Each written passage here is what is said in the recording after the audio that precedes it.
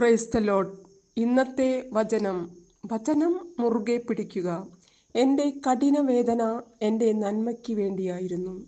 അങ്ങൻ്റെ സകല പാപങ്ങളും അങ്ങയുടെ പിന്നിൽ എറിഞ്ഞു കളഞ്ഞിരുന്നത് കൊണ്ട് നാശത്തിൻ്റെ കുഴിയിൽ നിന്ന് എൻ്റെ ജീവനെ അങ്ങ് രക്ഷിച്ചു. യെശയ്യാ 38:17. ഏതൊരു വ്യക്തിയുടെയും ശക്തിയാണ് ലക്ഷ്യബോധം. ലക്ഷ്യം ഏതൊരു മലയും കയറുവാൻ ശക്തി പകരും. ഏതൊരു കടൽ തിരയും മുറിച്ചു നീങ്ങുവാൻ പ്രേരണ നൽകും. ഏതൊരു ഗർത്തവും മറികടക്കാൻ ഊർജമേകും. ഞാൻ മരിക്കുകയില്ല, ജീവിക്കും.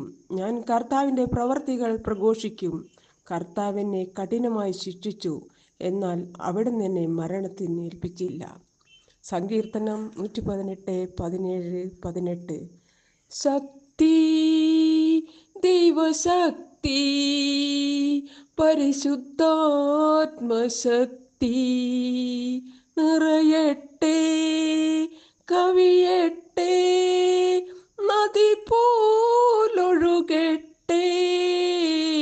മഴ പോൽ ചൊരിയട്ടെ, നമ്മിൽ നിറയട്ടെ.